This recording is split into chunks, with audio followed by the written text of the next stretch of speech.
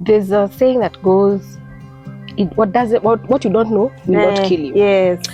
Now, when you know, it kills you. Inaamka asubuhi, natapika bile. Kidogo kidogo nikaanza kubleed gums. After you've done this, yes, you need someone to tell you, so in the next 20 minutes, you will tremble and shake. Do not fear, do not fret. It is normal. Jahe inaonjanga mchanga, kokoto kwa mdomo. Be nice. Na unakaranga, unaendelea tu kutafuna hii kokoto. Kwanza ikunyonge.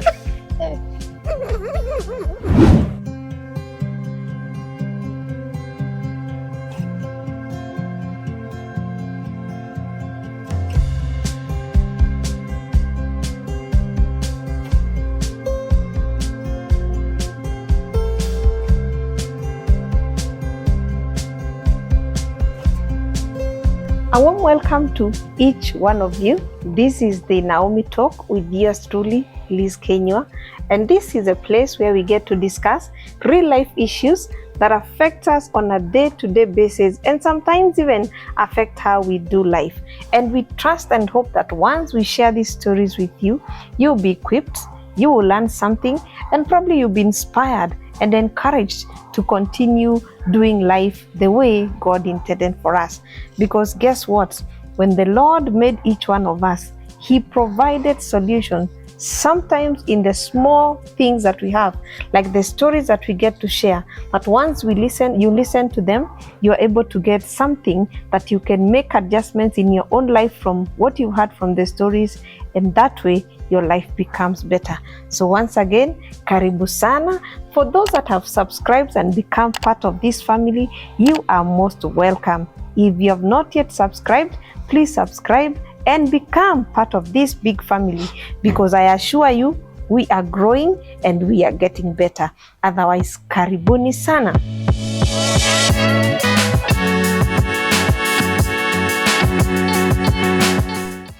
And today, our guest is a special lady.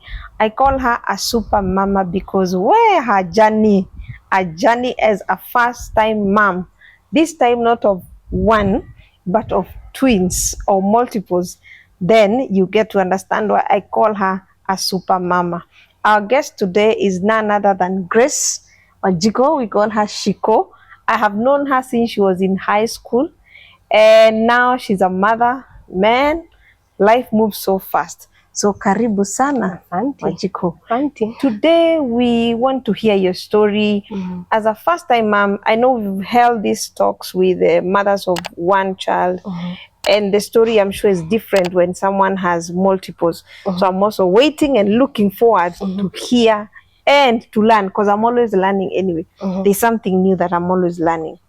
So now, Grace, here you are. Yes. You are expectant. Yes. Is it obvious that someone is expecting multiples? Ama kuna venye unajuanga later, like the way even us expecting singles, we know it's a single? There's no way of knowing. It never crossed your mind? No. Okay. No. So wale tuna expecting twins, kuna wale tunaenanga tukisema, oh, I hope ni twins. Please God. Yours never crossed? No.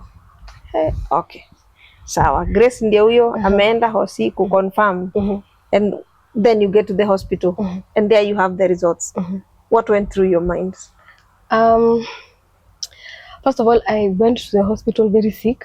I remember I was not feeling well. Mimi najambia ni routine checkup.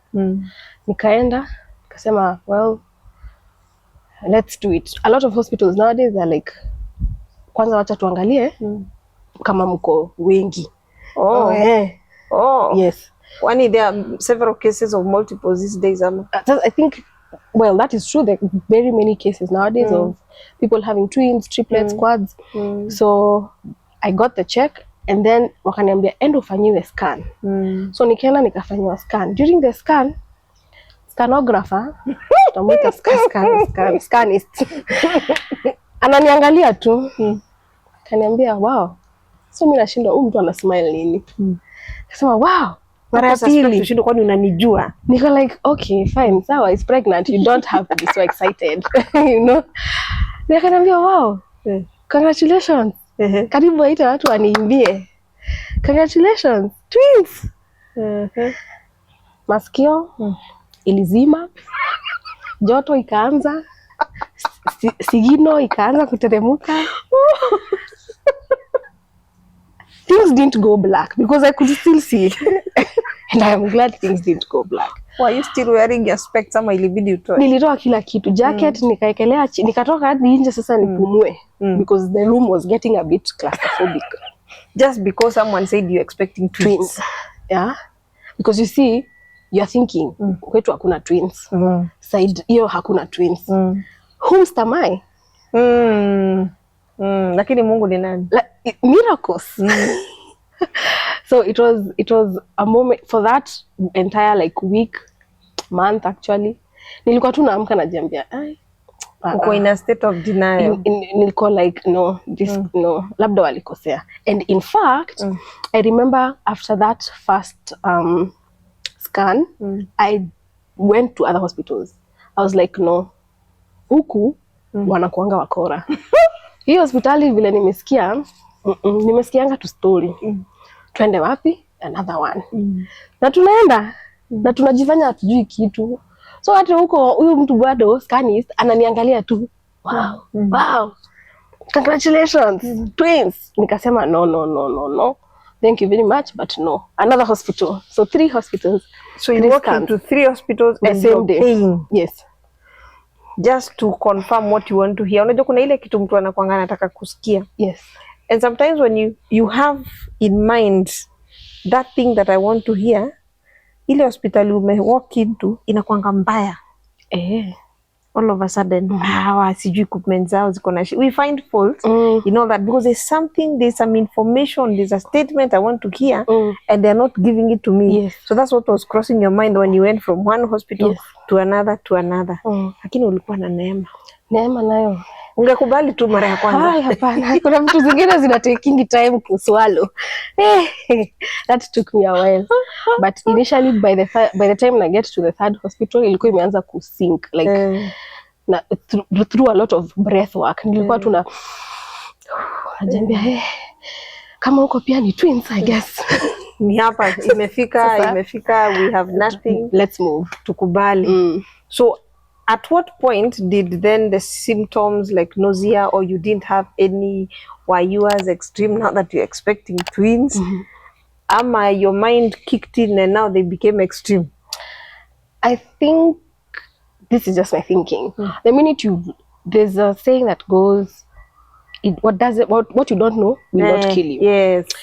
Now, when you know, it kills you. The so you became sick. Mapua ilikuwa inafungana 24/7 na sound mtu ako na homa all the time. No. From when you got the scan is when you started getting Yes. The following day nikiamuka. Mapua ikafungana. A few weeks later, kichwa ikaanza kuniuma. Yani sasa from the minute I knew, tukaanza sasa symptoms, signs and symptoms. And was screaming. Screaming. I remember there was a time I was going back home from work. So niko kwa matatu nganya za super Wanjiku ni zile zinakuanga na speaker milioni. Nikasikia kuna kitu inanuka vibaya. Na hainuki vizuri kabisa. Nauliza huyu mtu, unasikia harufu ya kitu inanuka vibaya? Ananiambia mimi sisikii. Kwani nilijua tahekira.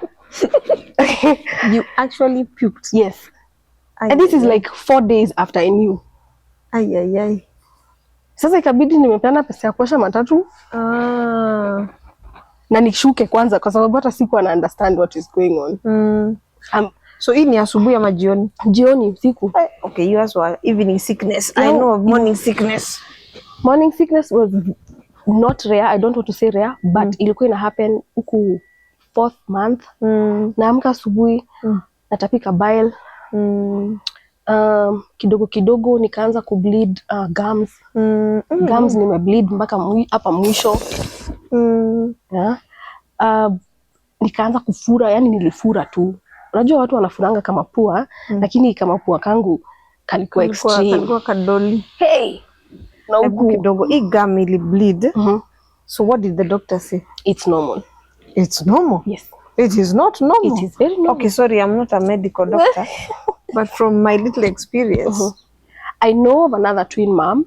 She told me that she lost all her fingernails. What? Nails. Anaamka ziko kwa kitanda. Really? Miguu na mikono. Oh, and they don't grow back? They rarely So do. what happens? You look like an ogre. Oh Lord. Yeah. Okay, I think there should be something that needs to be done, because if that's twins, then in my layman's thinking that triplets will be something else. I really don't know, because I've a lot of people we speak ananiambia I didn't have as many symptoms. Ni mapua tu kufura. With one? Yeah, with one. Yes. So I think carrying 2, 3, whatever number, the strain is more. Your body is not even prepared. I don't think your body is. I can't imagine having no nails. Yeah. Anyway, the creator understands and knows these things. Na kazi ya Mungu haina makosa. That's true. Grace ndiye huyo sasa anaanza kuadjust, mara ana bleed, mara emotions ziko kila mahali. Antenatal clinics. Ulianza at what point? Immediately. You see, when they discover, when any hospital you go to, and they discover that you are carrying multiples, you are termed high risk. So you are frequently being checked. Frequently. Okay. So immediately, sasa hiyo time nilijua, I think I was around 7 weeks. So from there, per month nilikuwa nashinda nimeenda for clinics. Ukijua tena you have multiples, you are charged with multiples.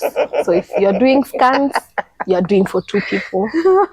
I think those are some of the things we need to have them checked again, because these 2 are in one. Yes. So why should they be charged upon the one? Because you see, when you're doing the scan, when they're doing the scan, this is what I understood. Si anaangalia kakichwa, anaangalia tu mikono, karoho, vile wanaangalianga. So si anaangalia mmoja, anamaliza, alafu anaingia kwa huyu mwingine. So you are charged for the both of them. Okay. Yes. We are learning. So the next time you get your multiples, please note, you walk in loaded. Yes, please. For the same. Grace, fast forward. Hii story inakaa very interesting. So umeenda unaanza kufanya shopping. First time mothers were one. There's a way me, I don't know about the rest. I shopped foolishly. Okay. I bought very many small clothes. Very many. Unfortunately, zingine hata hazikuvaliwa. No. Ulikuwa unaona katoto ni kama katakuwa. Do you know, twingine nilikuwa naenda na chomoa najiuliza, kumbe nilikuwa nimenunua hii. Kujaribu kuvalisha mtoto hata haipiti hapa. So when you have multiple, did you you are wiser? I want to give myself credit and say I was very wise. Thank you. Because immediately I knew, I started, you see, we are in the age of Snapchat, TikTok, Pinterest, Instagram, izo. So I started making a list. Now, this is being special. You know, I usually call myself special because being a twin mom, I feel is, you know, a class kidogo. So kuna list za twin moms vitu unafaa kubuy. So ukigoogle twin mom newborn hospital checklist, wanakuletea, wanakwambia you need 2 onesies, 2 socks, hivyo. So it was easier for me to onesie. The first time I heard about it, I was shocked. And I wondered, hiyo ni nini? Hata siwezi pronounce vizuri.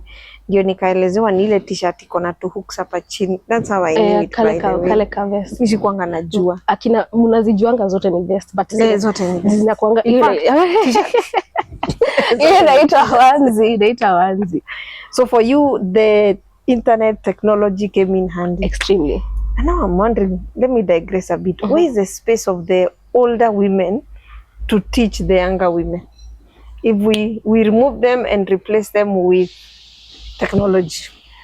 I think it still is there because technology can only do so much for you. But when it comes to the practicality of handling some things, you see, I will still need you to tell me in real time what exactly I need to do. Because diaper niliwatch video za diaper and I still did it wrong. Kidogo ilikuwa inakuja hapa yote katikati.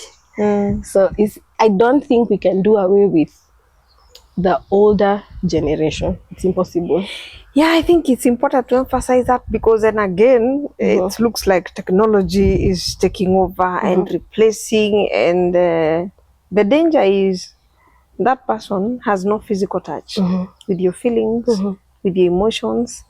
And if someone tends to over-rely on it and disconnect from these other relationships, you may come back when you've completely lost them. They have moved on with life. Na mtu anajipata anaishi kama robot peke yake tu, which is not possible. That is the problem. I feel like that is one of the things, especially ukipatana na younger people. Kazi ni kuscroll tu. But and we are taking advice. There's so many things you're listening to. So you're taking advices from Muhindi yako India, Muzungu na sayo labda ni racist. So unasikiza tu mavitu mingi. Na ingine ni processed information. Yeah. Zingine hata si true things. So it's important, especially if you're a mom, sawa, TikTok, Snapchat, Pinterest, but still look for someone a bit older to balance it out. It's important. I think that's important to emphasize, that we need to find balance, because yes, we can learn from the world and from the rest, but the voice of the mother who has been physically there, who's walked the journey, and who is present is more valuable and cannot be understated. That's true. Good. Grace ameenda hosi, amemaliza antenatals, siku ya EDD imefika. So yours was exact as they had indicated? My babies were to be born on the 14th of February. But I was too tired. I could not breathe. No, is it you who was tired or they were ready to walk Me, out? I was tired. Me, myself, and I was finished. You're sure it's not them who wanted to walk out? No. I think they still wanted to stay in there. Lakini me, no. I was extremely tired. Kamoja kalikuwa kamelalia karibu lungs. Oh. So breathing had become a struggle. Huyu mwingine asha turn. So unajua we were waiting for both of them to turn. Sasa ilikata. So the doctor was like, hey, hivi vile unakaa saa hii tafadhali madam, hata usiende home. So you were 2 weeks too, or? I was January 26th, maybe 2 weeks too. 2 weeks. Yeah. Hiyo nilo wanasemanga 2 + 2 - 2. Yeah. Yes. So you're still within the timelines. So yours was normal or CS? C-section. C-section. Where you never get to see your babies. I think that has been my journey for my 3 babies. They simply tell you you're a mother. Yeah. Ta-da! Mi kwanza, they told me, uko na kamuzungu na kamu Afrika. Kumaanisha moja ni pointy, like it's very brown. The other is my dark, beautiful complexion. Yes. But you're not also dark. So let's just assume the other one is quite brown. Yes, he's for them to be considered to be a mzungu. Kamoja kali, uko na kamzungu na kamu Afrika. Tuseme akichomwa pia najua watakaribiana. Acha tungoje tu. Watakaribiana. I hope so. Hii na wear and tear ya life. That's true. Watakuja kufikisha hapo. So you go through CS. How soon did you get to see your babies and hold them? So I go through CS that day. I recall that day. CS ilikuwa mchana ama jioni? CS ilikuwa 6 usiku AM. Asubuhi. So of course that was the worst experience I feel like I have gone through. Because no one tells me why I was put on a stretcher bed somewhere in a corner, shaking to near death. After. Nobody explains. Even me, I've been through that. Especially for me, I think I even vomited with my last born. But you're recovering. I think I can answer that, though I'm not a medical doctor. From experience, you're recovering. It's your recovery. So it's your body just fighting the medicines, or what is happening? Waking up. Because nilikuwa na shake. Alafu najaribu kuinua hivi mkono. Mtu anakuja ananiambia, "Madam, nilikuambia ulale." Namuuliza tutalalaje? Hata siwezi ongea juu mdomo pia inagonga gonga. Systems hiyo inaanza kuamka. You see, but I'm not speaking as a medical doctor. This is layman. In the village, they say, when you go through CS, wanakukufisha. In quotes, wanakukufisha. So you're resurrecting. Wow, because I did resurrect. I resurrected there on that stretcher bed. Na nilikuwa naona ni kama nita topple over, nijikute kwa floor, siwezi tembea. Hakuna mtu anasikia nduru zangu. So something else. I think they owe us explanations because it's important. I feel like if you, after you've done this, you need someone to tell you, so in the next 20 minutes, you will tremble and shake. Do not fear, do not fret. It is normal. Just breathe in, breathe out, sleep. So for those that vomit, what will they be told? Unaambiwa this and this can happen. Just relax. Yeah. Well, I think so. It's very, I was so shocked because natetemeka, nimefunikwa na mablanketi, nashindwa ama ni kudedi na unajua hawezi jua. And no one is coming to tell me anything. But they're moving on with the life. Hata kuna mwingine ashaika kwa meza, mimi nashindwa, unaniacha fani yende. Maisha ya theater. I mean, life is very normal. Yes. Which is kind of normal. Because me, I remember when I was wheeled there around 4 in the evening, to having their 4 o'clock tea. So huko pale kwa kitanda unangoja wamalize chai. Huko kwa ile kona and it's a private hospital. Wamalize chai, wanapiga story, wanaku-engage until I got into some labor pains. I told them, by the way, you better kill me. Ni baadaye. Hiyo chai ni baadaye. You better inject me nilale tu mara moja then muendeleange na chai. So the pain was much. Let me just ask just a question. So nyinyi yenyu ilikuwa kuzima, like kukufishwa? I prefer that option personally. It's a personal choice. I prefer. I don't want to see anything. I don't want to see nothing. Because I was very aware. Yeah, because they did spinal most probably. Yeah. Why are we discussing this? We are not even doctors. Please, in ile layman's, discussion. So nobody should say we are speaking like doctors. But what I know, I had the option of the spinal versus quote unquote kukufisha mwili yote, which I always pick that option for me. Is it better? Would you say it's like? For me, it is better because I don't want to see anything. I don't want to see doctors moving. I don't want to see anything happening or anything that might go wrong. So I'd rather be totally out of sight. You do your thing. I think if I would advise anyone, because I'm hoping not to do that again, I think take that one. Because I remember vividly, yani it is stuck in my head. So the first child was pulled out, didn't feel anything. Second child, alivurutwa, because you see ako pale juu. Nikasikia ni kama hadi ametoka na esophagus. You see, now if you are completely gone, that feeling stuck with me. Yeah, you see, those are the things I always tell myself. Pulled. I don't want to see anything.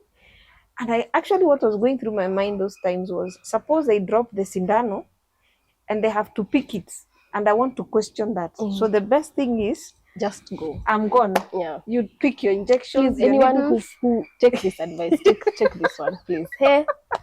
And for the medical personnel that will come across this video, please explain to us some of these things that we are just discussing as laymen, which would be the better one for any of us. I know at the end of the day, the shoe wearer knows what they want to choose, but our preferences. Why was she shivering and shaking and feeling so much cold? Well, my experience was slightly different, but not like hers. So you can explain that to us and we'll understand. Grace, watoto ndio umetoka CS. Uliona saa ngapi? Niliwaona the second day. Oh, yes. 6 in the morning. Siku inaisha. I don't know if I'm allowed to share some very graphic details of of the day of the CS. Because after the CS, of course, you're just in a wheelchair there. Watu wamekuja wanakuona. Wheelchair. Okay, interesting. Yeah, because my knees were really... there was a problem. So, nimeenda nikaweka kwa kakitanda. Nikaamka, mi naomba tu maji. Simu nipatie maji jamani, kwani niko hell. You know? I keep asking for water. Naambia huwezi kunywa maji, ngoja. So when I woke up sasa transferred to my room. And I don't know if it is the pain medications or just, I don't know, the pain medications ama to the weight of my body. But I was just telling people stories. Nawaambia vile nataka kukua MCA. Nataka, unaona nikishinda next 2027. Watu tu wananiangalia. I ate lunch, nikawaambia hata sijashiba niongezewe na maji ikuje na 3 or more liters na ndoo sasa nikunywe vizuri. But I didn't get a chance to see them on that day because at some point, the nurses came, and this is what I was asking if I can say. The nurses came and asked me, "Hi, have you peed today by yourself?" I didn't even know that I needed to pee by myself. I didn't even remember that I am a human being that needs to. So I have not peed. Are you okay? No. So what happened in the next hour will forever and ever, in Jesus' name, amen, is stuck in my mind. It was horrific, painful.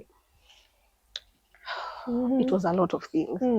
So mimi the entire day niko tu nakuja naekwa sindano kwa magoti, uchungu iishe, nakuja na dungo ingine.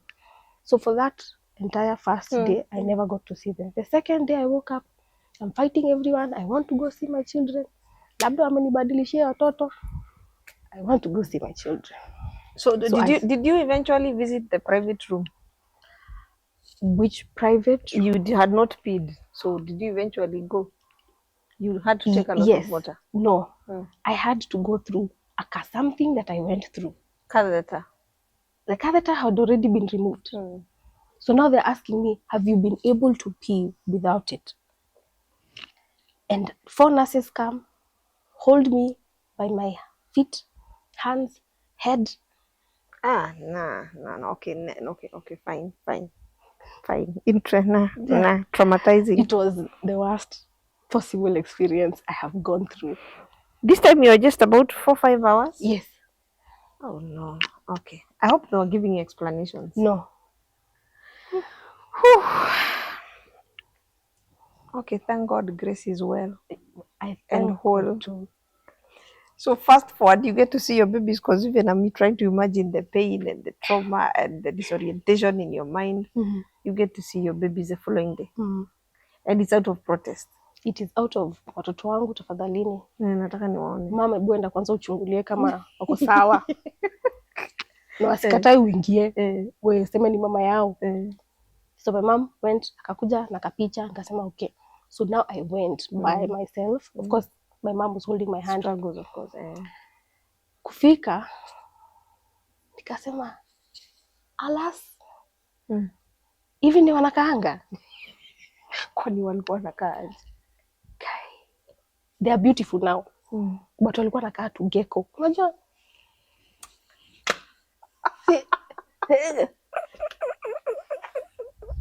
Gecko? So unajua the gecko, transparent, translucent lizard.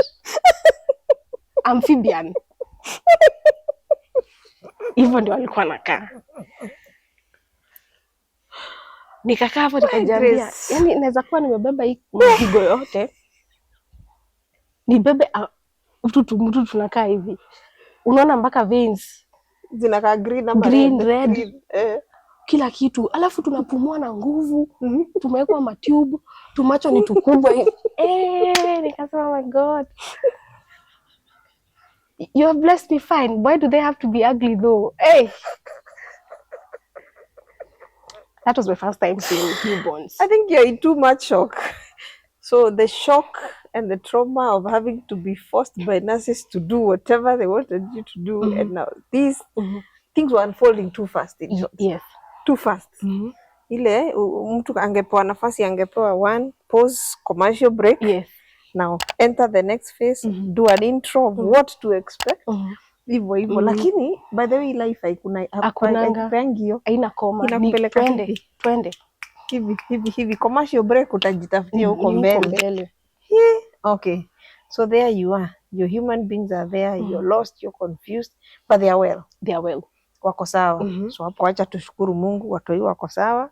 The struggle is kukubali that itabidi uwa breastfeed mpaka wapate nyama iache kukua translucent. Siku hata na understand tutafika aje tuache kukaa hivi.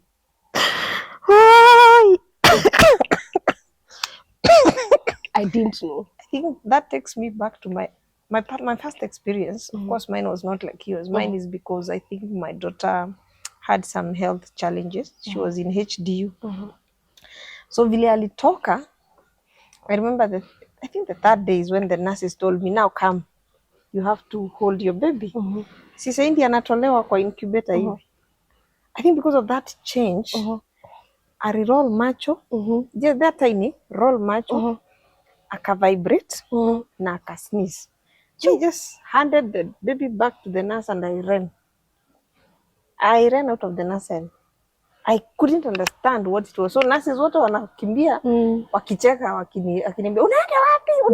I just couldn't stomach that. I didn't understand for a minute why. Of course, later is when I understood that change from the incubator now to the normal natural breathing.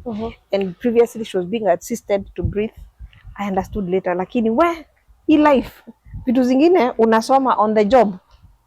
Na ina manual, it's on the job. So whatever your struggles might be, guess what? You're normal. You're okay. Just keep doing your best, giving it your best, and you'll get there. You'll master it with time. Trust you me. That's true. Breastfeeding Grace. Hapo ndio mama wengi kinaumananga kabisa. Kinaumana, unasikia mama anapiga nduru. Just reminded me again out of my 3 babies. When the lady who was next to me, I remember she was given her baby the first day, the baby could not latch. The second day, the third day, she said, I don't want this baby. I just can't. Is there a way I can offer her for adoption? That's how depressed she was. So how was it like for you? For me, it was interesting because one baby was very eager, very ready to breastfeed. Nikaa tulikuwa tunajuana. Nikaa alikuwa anajua this is what I'm here to do. Tunyonya. So for him it was a bit easier. Yeah, he latched quickly. The other one, and for you it was good? No struggles. It was not good because I remember anajaribu kuvuruta hewa. Yani unaona saka so determined lakini woi hewa. Sasa ikabidi sasa, and then the other child, the first child now, well, there's no first. Anavuruta hata yeye but yeye hajui. Yeye unakuta anashika side yuko hata hajui kwa wapi. But the second one was good to go. Sasa shida ni nani? Milk producer. And so I had to, sasa kakaanza kulia because nothing is coming out, so we had to call the nurse akuje wafidiwe vile wamekuwa tu wakifidiwa when they were back in the nursery. So it took me a while. You must have been in a private hospital. Yes. Because if you're in a public hospital, I am sure ungelazimishwa or breastfeeds. No options are availed. And I feel like they are usually, it was a private hospital, very nice staff. But ikifika hiyo point ya latching, it's like, kwa nini haujui? I got that. Those are the things we're saying. Sometimes no one prepares you enough for this space. I'm telling you, even if you went through classes, I know some hospitals call mothers to be for classes. kuna ile inaitangwa practical grace. Unaishikanga hivyo unasema aki inakulemea. True. Hii hata kama niliona inakataa, because the latching is a problem. Milk production sometimes is a problem. Unaweza kunywa chai, maziwa, kila kitu, nothing is coming, but I think after 3-4 days sometimes people stabilize. I don't know whether that was your experience. 3-4 days I was still in the pits struggling. Mpaka nimenunuliwa pump inatoka to dots twi. So nimekaa hapo 30 minutes. And you know, the more you pump, especially, and nothing is coming out, it becomes painful. Yes. And that's what you also need to realize for anyone who might be in that journey and feeling confused and feeling lost. But from where I sit, the best thing is to relax. Okay. Just relax. I felt under pressure because you see, these are two people just crying. That vile tunafikanga home ni kama wanakwanga wamepatiwa manual, wanaambiwa when you get home scream as loudly as you possibly can. Thank you. By management.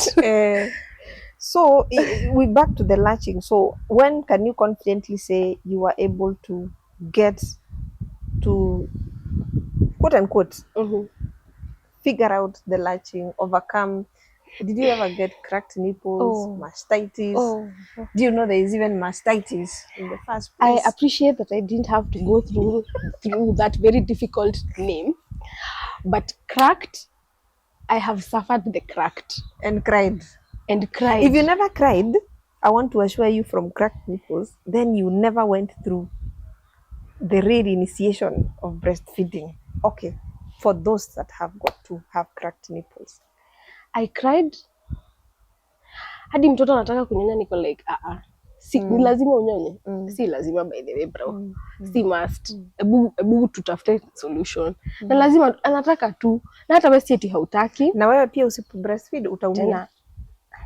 So it's a delicate balancing act for anyone who is struggling. Please, these stories that we tell are for you to appreciate that your life will happen. Na iki unfolds, in unfold fast and furious. So take it easy and relax. Just learn to sit, breathe in and relax as much as you can. Hizo zingine zinajisort pole pole. Remember, you're a newbie. You have never been here before. So never beat yourself so hard. Grace, umetoka hosi. Umesema watu ndio hao wameamua. Leo hatunali.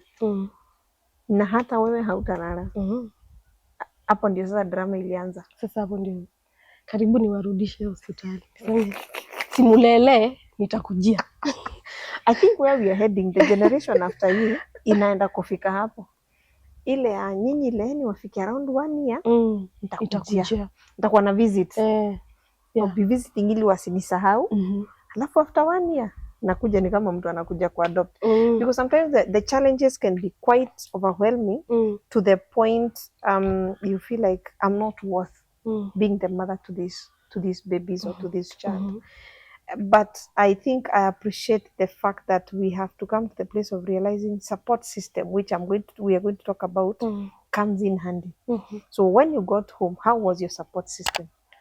My support system has been, still is, the best thing that has happened to me since I had these children. This is where we move from support system from TikTok to physical support system.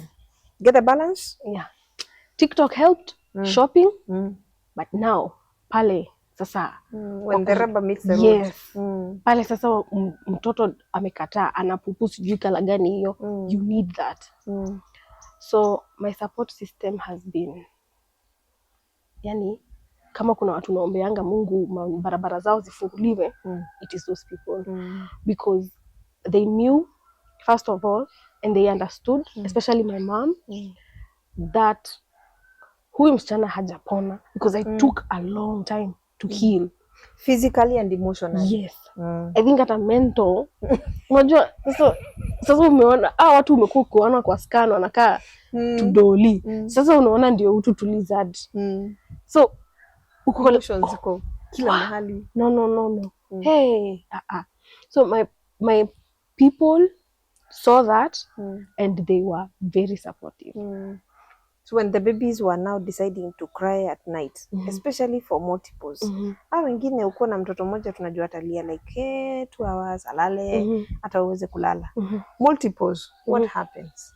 With multiples, this is just my experience and I sometimes naambianga God enyewe thank you because sijui ninge manage aje, because what I've seen with my babies is kamoja kataamka kalie and they are never crying over the same thing. That is my experience.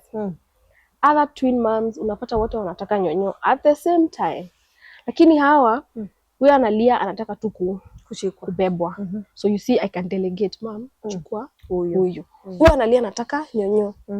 Haya, kuamka usiku walikuwa wanaamshana like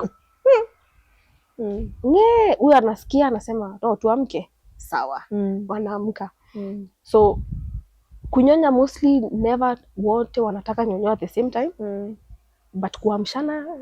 But I think also it's God's way of creating balance, because I'm trying to imagine if both of them decide to scream and you're below 3 months na watu wawili wanaamua sasa kocha tupige nduru, mwili haija-adjust, akili haija-adjust, the things you're learning on the job. I think you can easily crash. So I think when God brings these human beings into our lives, he knows how to create the balance. Anajua wewe usiweke demand sana. Wewe weka demands. And I think for the next, I'll still look for a mother of twins and more and triplets to get their feel and their how life is for them. You never know, probably kuna mwenye watoto wanaamuanga tunanyonya at the same time, tunalala at the same time, and life is very different for them. Haya, Grace ako hapa, watoto ndio making adjustments. Emotionally, where was Grace? Emotionally, I was in the pits. I was not doing well because I'm wondering, ama sikuwa ready. Mama, I think that thought crosses every mother's mind. I am thinking, ama ningengoja kido 40. Kido na mafote na uko. Ama ningekaa kidogo. So my mind is like, wah, hai, nitawezana haki. Unajua sasa, like we keep saying, the practical part of it is it's too real. It's too real. Too real. Maziwa ndo hiyo. Mugongo ndo hiyo.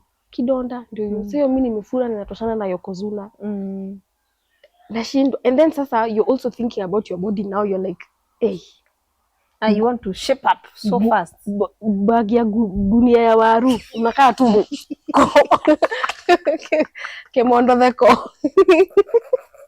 So many things are, you know. So emotionally, no, I was not anywhere good. Yes. And thank God for the support system that you got, because I always say, especially in the urban setup, Grace, I think a lot needs to change, and people to assume they want to be too independent. I think we need to appreciate that human beings were created to be there for each other, to be supporting, and really, you can't do life alone, because our lives are like movies, man. You can't shoot a movie, direct the movie, be the cast, be the crew, be the everything, and expect to produce like a Hollywood kind of movie. So it's good, the emphasis is good to value, to treasure, to nurture, to cultivate good relationships, because they come in handy, especially when you go through the seasons of life. Sasa Joshe mtoto, what was like for you, or when did you master to birth your babies? I struggled because you see ni tu flask, yani tule tu flask tunatoshananga hivyo. Alafu unaona tu kama mtu kanapumua kana hata ujue kama unaangalia. So I remember I tried washing the first one. Katika harakati za maji, basin, sabuni, nilisikia kama mtu kameingia chubwi. Uzuri maji nilikuwa nimeka tu kidogo. Sasa ulikuwa maji ulikuwa usha test ukasikia sio moto? hiyo ni at least unaona sasa nilifundisha na support system. Naingisha kama mkono nasema okay. So maji ilikuwa sawa. Nikasikia tu after nimejaribu sana, shindwa ni kichwa nitashika, shingo nitamnyonga. So nimekashika na kama mkono hivi, nilisikia chubwi slide kwa maji. Mimi nikashtuka, akashtuka. Nikajaribu kukashika, nikahag. Kana tetemeka tu baridi, hata nimesahau tena nasikia baridi. Hapo ndio niliita tu mom. Sasa the house help we've had. Mom, Jenny. Hebu osheni huyu mwingine. So uliwaambia reason gani? Because I'm sure you never made the confession. I didn't. It is now here, airing tonight, live. Near screen. You know, they didn't know. Kwisha. I told Mama Grace, mtoto aliangushwa kwa maji. Hakukunywa though. Cha msingi. Cha muhimu. Cha msingi hakukunywa. Tulishtuka tu but tulikuwa safe. Of course both of you and the baby lazima ikue kuna ile mlishtuka.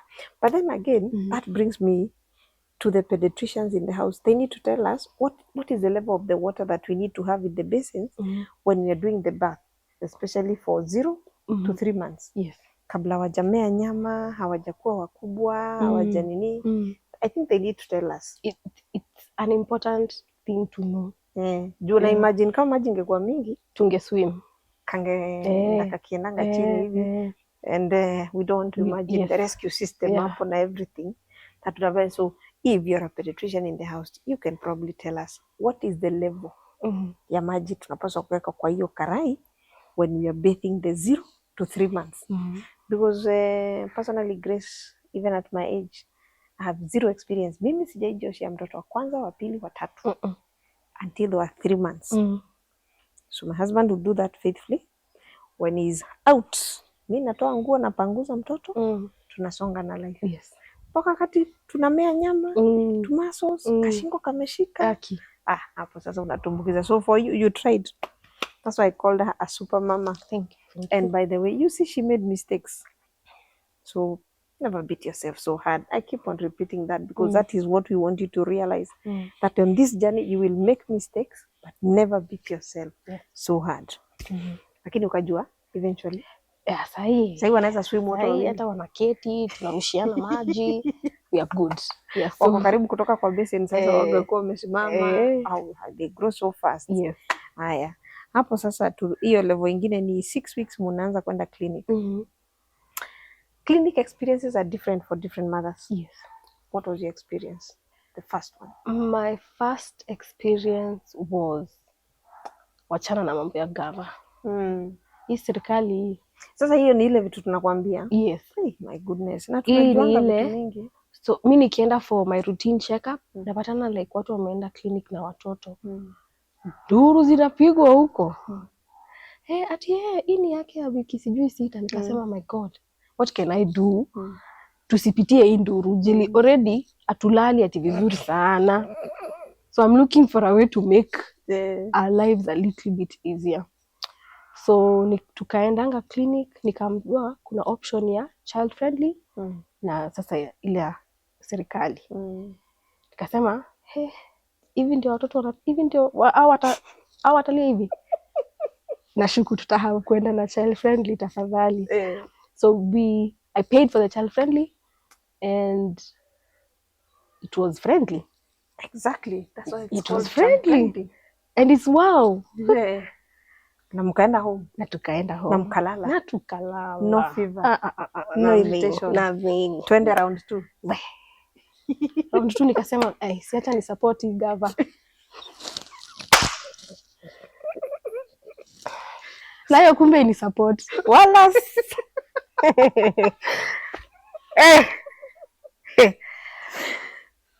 Serikali tunawapenda. Sijui ni sindano ya ng'ombe, sijui we need to know the type of syringe first of all. Because ile syringe nyingine iliingia tu nyui. Hii nyingine hata inakaa ni kama musumeno inapiga. Ndio ilipigwa. Mtoto hataki kushikwa, hataki nyonyo, hataki. Lakini pia Grace, mudungi matters. Okay. The one giving the injection, I think matters. Because from my small experience also, kuna daktari, at some point when I was expecting, I did had to go through injections for like 6 weeks. And kuna nurse ungepata, anakudunga, anakwambia I'm done. Usikii, hata hukusikia. There's another one ukipata. Hata dawa ikitoka kwa syringe, unaisikia. Ikianza kuingia kwa mwili, unaisikia. So, hapo, from my naivety, I call it that because I'm not a medic.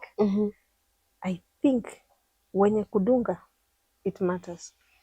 Besides the serikali kuwa kubwa. Pengine hawajafikiwa na ile nini, ile package ya zile ndogo sindano. Hopefully soon. Very soon. At the pace we are moving. So mkadungwa hiyo, mkaenda home. Tukadungwa, tukaenda home. Fever hata hatukuwa tumefika nje ya gate. Fever ikaanza. Hata nje ya gate karibu niseme ama turudi. Na tukarudi, nikamwambia hii ni normal. Hata mtoe tu nguo saa hii. And they were like not bothered. They wondering what's wrong with you. Kwani hujaipata watoto tena wewe? Kwani haujui hizi vitu? So fever ikaanza, watu ni nduru, kamguu kakafura. Sina shindwa sasa. Serikali. Millions of children. Make it easy. But hawakukupea option ya kumpea Calpol before. Sasa unajua ananiambia in case iko too high, umepatiwa Panadol ama nika Calpol. And umpatie after how many hours. Ili dawa iko imefanya kazi kwa mwili. But sasa, actually I've remembered. From all the stories I'd had, I decided to give them the Calpol before. Ndio zikipatana. Zina cancel. Yes. So sisi before, by the time tunatoka kwa nyumba, tulikuwa tusha sip a bit of medicine. So I don't know, maybe it helped, but they still cried. Mi kuna remedy nilisikia from previous stories, and some that we've not even aired, where some had to apply toothpaste, especially Colgate. Where? The body? Mahali hiyo sindano imedungwa. Okay. And it worked. Alafu kuna ile kitunguu ya matawi. The leaves. Unafungua, unapaka tu hapo gently. I hear it also worked. Okay. So, I don't know, some of these things, they need to go through some scientific test and be proven. Zingezuia ama ni faith tu ya mtu. Unajua at some point pia uko so desperate, uko like ati mate ya nini? Cockroach. Tutafuta cockroach unafinya unapaka hapo. Yeah. I think ni faith ya mtu tu, because sasa uko like stuck mtoto wangu alie. So I will literally try anything at this point. Then kuna ile ya 3 pande moja na moja. So you still went to the government ama I learned my lesson. Nikajikunya, kasema wacha turudi huko. Ukarudi kwa baby friendly. Yes. But then again at that point I wonder, why do they have to make so many injections? And someone said they can put them into a cocktail. Ikuwe ni moja. I have another question. Why are there so many? Well, I think I can answer that. I think the number of diseases zinachipuka. I think it warrants. So I think 10 years from now, we may also have to, because with my firstborn, we were only doing 1. With my secondborn, we did 2. With my thirdborn, nikapata ngapi? 3. So tukiendelea hivyo, unaona kama zitakuwa ngapi? Because hata sasa hivi penye tuko, bado tunadungwa masindano. Bado tutaendelea? Bado, kwa sababu my infections ni mingi, magonjwa ni mingi, and you need your baby to be safe. So when do they end? Don't skip, you continue. Si uko na ile card? Waendelea, don't skip. I think you're safer when you just follow through. Of course, they become more uncomfortable because now the child is more aware. They're able to identify the pain, the discomfort and all that.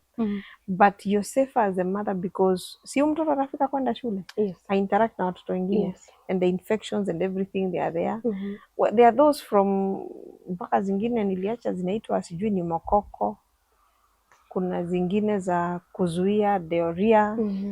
They're important. Okay. Because we've seen mothers losing their babies when they ignored some of those vaccines. Yeah, vaccines. Because ni kama tu unajenga ukuta. Simply put, you're simply building a wall in your baby's system such that when the enemy comes, that's the infection or the disease, the baby is able to fight. So it is important that you simply don't ignore. Endelea. Okay. Kama kadi za siku hizi zinasema up to 5, go up to 5. No harm. Okay. No harm. You see, I feel like this is just me commenting and Ukiuliza saying, mama yako unaweza kuwa ulidungwa 2 peke yake. Sasa my mom now is against them. So I am wondering. I assure you Grace, wewe ni kama ulidungwa 2. Yeah, so she's like, kwa nini ati menengai? Meningitis, please don't ignore. I assure you. She's like, there are so many. Wenzako ilikuwa 2. Sasa hawa tunaenda mpaka miezi 10. Sisi ni kama tulidungwa 1 ile ya hapa. Hapa. Mimi sijui, okay, I'm only guessing. And then by that time ukiangalia mama yako ni kubwa. Ndio inakaa kama dot. So I think these things keep advancing and advancing, and I think everything they do is for the welfare of the young one who cannot fight and the system cannot yet fight. So let's support the government, lakini hapo mmeambiwa you can work on the syringe. That syringe. It requires someone to check on it and improve on it. Haya, Grace ndio huyo, winning your babies, winning. People struggle. Did you struggle with winning your babies? Not really. No. Oh, they're good feeders. They are wonderful feeders. Kiwekea food. Wanaenda nayo. We had to start off strong. Ati malenge tulikula 1 week ikawa bo. Sasa tunataka kusonga into other things. This is of course at 6 months. So it was malenge, waru, mandizi, and all that. After a while, maybe the 7th month, we tried kaugali kidogo na kafish. They ate very well, they slept very well. Again there, I think things have also changed to Grace, because mimi wakati wetu tulikuwa tunaambiwa mtoto akule waru boilo. Kile kitu boilo, usiweke chumvi, usiweke mafuta, usiweke kitunguu. Then you ask yourself, even me, I can't put this thing in my mouth. So how do I expect my baby to enjoy this meal for the next like 1 year?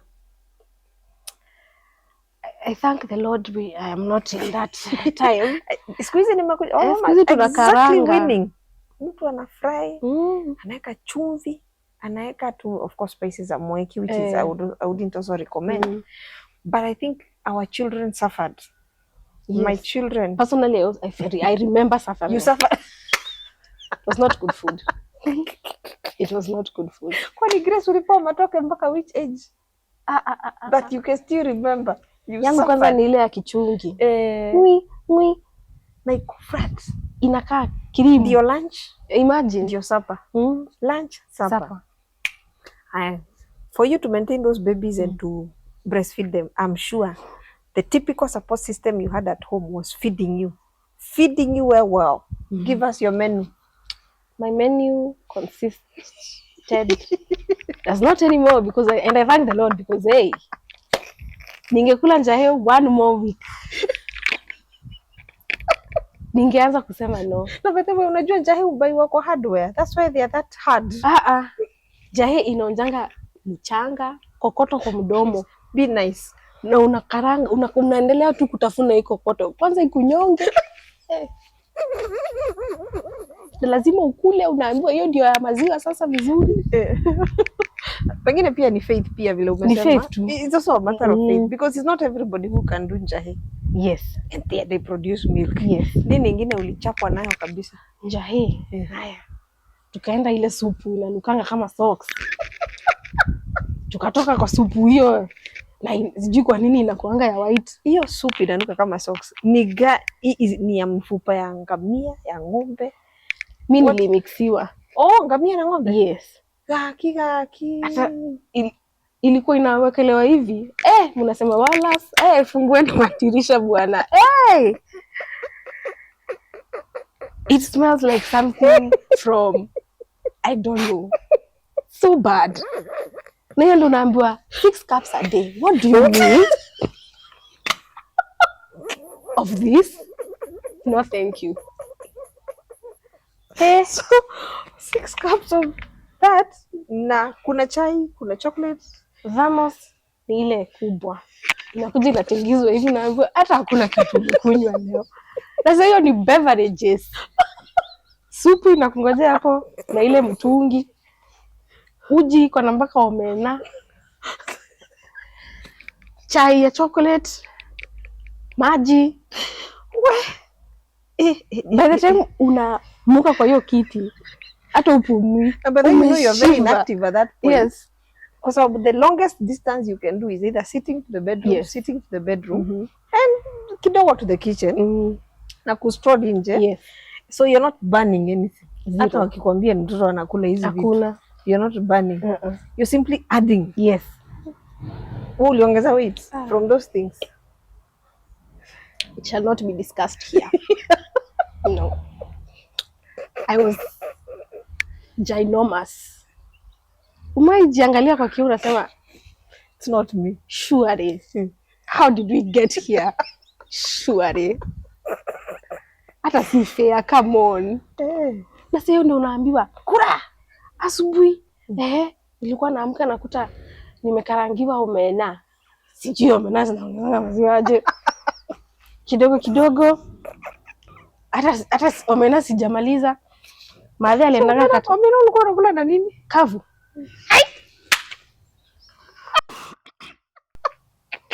Kavu. Oi, Jehova. Kavu kabisa. Unadhani inaletwa na accompaniment. Kavu. Napambana na omena. Maadhi akaona sahani za melamine ni too flat. Tutafute bakuli. So chakula unaiona hapa juu lakini imeenda, imerikera, iko huko ndani. We? Uka-enroll in a feeding program. Pap. Na ni buffet. Mshaganyiko. Mixed grill. Wow. I thank them so much that they did that, lakini we, no. One time, I'd gone to shower, so I came back, kapata chakula imefunikwa vizuri. Kufunua, jahe na ugali, na spinach. Nikasema Mwadha ni Jehova. Okay. No meal of mine missed jahe. Hata kama watu wanakula chips. Jahe. Okay. Mama Grace, you enrolled Grace into a feeding program by force, by fire. Lakini ni upendo. Ni upendo. Na jahe inaongeza weight. Na hakuna kusema no. Sasa huyu mtoto analia kwa sababu hujakula leo. Kibuyu ya uji inatingizwa wanasema umekunywa kikombe moja leo. Na siku inaisha. Na kesho tutaamka tena tupike uji ingine. But hapo kwa omena Grace, omena for breakfast. That's the new thing I have learned. I need to know. I think I'll ask a few friends. Why omena for breakfast? And is it assumed itaongeza maziwa? I never, unajua sasa pale you don't ask a lot of questions. Unasema tu out of the love. Asante. Every morning utajenga mwili religiously. Alafu inafuatwa na todhi kama 6. Unasema hey my God. Kai. So my eating was very interesting. Yes. Hey. Sawa. So into this feeding program, but I'm also learning and realizing that unaweza kunywa maji peke yake and be able to produce milk. But I'm not misleading any mother. If the demand for you to eat is there, please do so. But also if you cannot meet the pressure and the demand, guess what? Simple things like plain water can do you good. Yes. So your life haikuangi complicated. It can be very simple. A few hacks here and there and you're good to go. So Grace, in your own experience, what are some of the things that you've learned so fast to survive and to be able to enjoy this journey of motherhood? One of the things Your I'd hacks. say, Yani zile, if you were to do your own TikTok, you'd say, if you do this and this and this, you're there. okay, hack number 1, buy bigger clothes. Umesikia? Especially lounging clothes, like zile manguo za kukaa kwa hao. Buy them in all sizes. Because I bought a lot of clothes. Sometimes nilikuwa naambia mom, hii atavaa sana. Mother ananiambia hii ni ya wiki. And it's true. Yeah. What I wear 2 weeks cannot be fitted anymore. So buy clothes for all sizes. Hack number 2. Hack number 2 is always buy things mapema. How do I explain? Let me explain. Buy mapema is no monitor as much as unajua hiyo time bado you've not healed, emotions ziko all over, but it's important to monitor how many diapers are we using. Oh yeah, that's what you mean. Yes. You're the things that you use on a daily, like daily basis. Yeah. It's important to, of course inaendanga ikibadilika with time. So for me, that is what I've done. Najuanga in a month tunatumia 8 packs of diapers, in or a month 9 or 10. I think at this point there's a musician who said kila mtoto anakuja na sahani yake. Yes. Lakini kitu hawaku explain vizuri. Hiyo sahani inakuja ikiwa na nini? It's true. Juu kama inadai 8 packs of diapers in a month. Watu wengine wanatumianga sijui. Because mimi naonanga ni kama ni kidogo sometimes hata. Tukohoe kidogo lakini 8 hiyo sahani inapaswa kuambiwa iko na demand, ilikuja empty. Yes, but the grace of God is sufficient. Hack number 3. Hack number 3 would be try as much as possible during that time to relax. Because the time is coming. Especially now when everyone is there, wants to help you, go relax. Don't feel guilty. Go relax. Because the time is coming. They will disappear. Those people will go. And hawa watu wataanza sasa wako all over. So relax. That is my hack number 3. If you have those people wanakuambia enda ulale, go sleep. Yes, the sleep helps a lot with healing. And drinking a lot of water also. So just relax. Sleep actually. Haya. So Grace, there you are. We've heard your story. And we believe a mother will be challenged and encouraged, and they will learn something that it's okay to make mistakes. I think for me, I like emphasizing this, that sometimes mothers beat themselves so hard when they make a few mistakes here and there. And the truth of the matter is, you've not been here before. Even if you took care of your sister's child, yes, or if you're the firstborn and you took care of the lastborn, the experience is very different. That's true. Juu kakiwa kako, you are the end result. Yes. Atalilia kila mtu akilia sana anakuambia go back to mama. Chukua mtoto wako. When your end result. So I think the young mothers need to appreciate the journey and slow down. I think that's another hack you need to tell them. Appreciate that they have to slow down. Yes. Your season in life, fear of missing out, wachana nayo. You have to slow down. Finally, as we finish, what would be parting shot? I would say this is for new mothers, mothers who have mothered before. I think the most important things for me have been just, let's say, 3 things. First thing is praying. Praying. I know. And just pray. From the minute you've known, congratulations for yourself and for whoever, however many you're carrying. Pray for those children. And I remember telling someone juzi, I remember my entire pregnancy, sikuwahi tegwa, or just some small things. Some things seem small, but imagine kutegwa, kuanguka when you're that heavy. But I really used to pray and ask God, tafadhali, me and these 2 people, keep us safe. It is very important. Number 2 is find your people, find your tribe, find your community. Immediately you've discovered that congratulations has been said, who is in your corner. Is it your mother, father, uncles, cousins? Get people that will be there, because it is not an easy place. And a lot of women, don't be afraid to talk about it. Ebu rudia hiyo. Your struggles, talk about them. Speak about it. Yeah. Especially with another mom. Wambie mi na feel kulia kila saa. Akwambie, we lia. Unataka kulia, lia. So don't be afraid. And when you have that community, na ni watu wamekupenda, wamekuunderstand, they will not mind the laws, the apps, it's a like this. So have a community, because you will need it, because the practicality of the matter needs more hands. Yeah. So have a community. And lastly, give yourself grace. Yani, hiyo wakati jipende. Hiyo wakati jiambie sijui kuosha mtoto, because ni wa kwanza, ni wa pili, na ni sawa.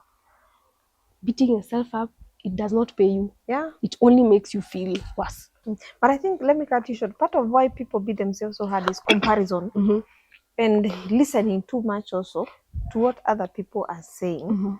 And that's why I also have a little bit of a problem with the TikTok and the internet, because someone will filter and sometimes they want to show you they hacked it, they did it, they're cleaning the house is clean, they don't have a house help, they don't need any help, they're managing their 3 babies and all that stuff. But you're forgetting when the cameras are probably off, they have day bags that are coming to clean the house, and they have somebody else who is resident who takes care of these babies. So it is good to give yourself grace, as you're saying, and don't compare.